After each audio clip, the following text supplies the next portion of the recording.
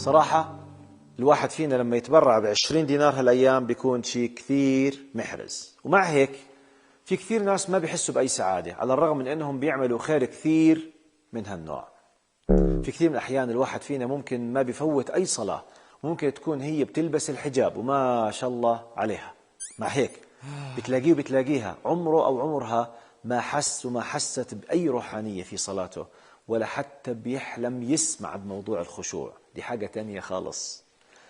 في كثير بنات محجبات بتلاقيهم حاسين بتوهان وضيق بالرغم من أنهم يتحجبوا عن قناعة وخوف وإيمان من ربنا سبحانه وتعالى. يا ترى ليش هيك؟ إيش اللي عم بيصير؟ المنطق العملي بيقول إنه إذا في شخص مسلم مؤمن بالإضافة لوجود نية صافية بالإضافة إلى عمل خير، هذا كله بيساوي جزاء حسن عند الله سبحانه وتعالى، وبالتالي رضا المولى عز وجل، ومن ثم بيلحقه سعادة في الدنيا والآخرة. معادلة حسابية كثير بسيطة. مع هيك بضل في سؤال دائما بنطرحه على أنفسنا وبداخلنا، مع أني أنا إنسان مش سيء وبحب أعمل الخير ونيتي والحمد لله صافية، ليش ما بحس بحلاوة الإيمان واللذة الروحانية اللي دائما بنسمع عنها من المشايخ؟ عمركم سمعتوا بقانون البرميل أو قانون الخزان؟ عدم الشعور بالسعادة واللذة الروحانية هي صراحة محصلة لضعف الطاقة الإيمانية اللي بداخل كل واحد فينا. قانون البرميل بيحاول يفسر لك سبب هذا الضعف. خلينا نشوف ونحاول نتمعن ونفهم إيش هو قانون البرميل. لو شبهنا إيمان الإنسان مثل البرميل أو الخزان، هذا البرميل مفتوح من فوق بصب فيه مجموعة من الأنابيب، واللي بتمثل بالنسبة لنا أعمال الخير اللي بنقوم فيها. كل أنبوب بيمثل عمل واحد. إذا صليت مثلا بتعبي طاقة إيمانية، إذا غضيت البصر بتعبي طاقة إيمانية، إذا تصدقت بتعبي طاقة إيمانية، وهكذا.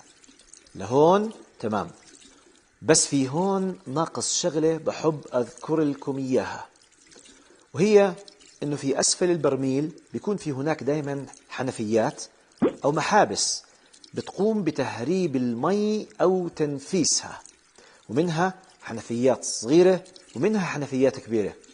وهاي الحنفيات هي المعاصي والذنوب اللي بنقوم بفعلها. إيش رأيك لحد الآن؟ يبدو الموضوع مش مزحة، لسه الخير جاييك، اصبر علي.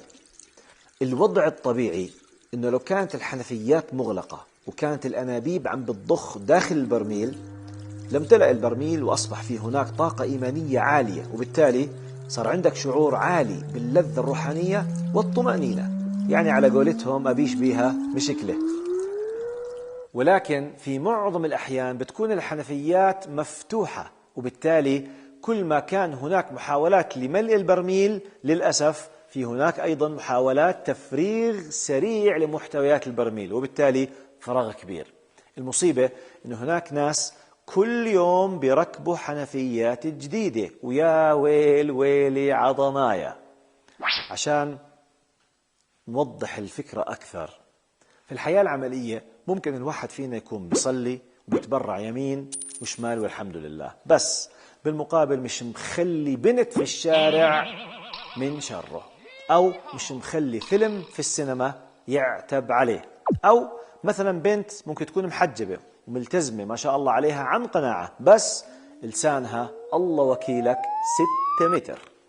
ستات البيوت، ربات البيوت، في جلسات القهوة الصباحية، أو عفوا جلسات الغيبة والنميمة الصباحية، جماعة تف تف تف تف تف بحطش بزمتي وببلشوا التشريح، وممكن تكون مش بس محجبة بل منقبة. ولكن قانون البرميل مشان هيك لازم نحسبها صح، ومثل ما بنفكر كيف نكثر أنابيب ضخ الطاقة الإيمانية، لازم في نفس الوقت نفكر كيف نغلق حنفيات التسريب والتهريب والتضييع للطاقة الإيمانية.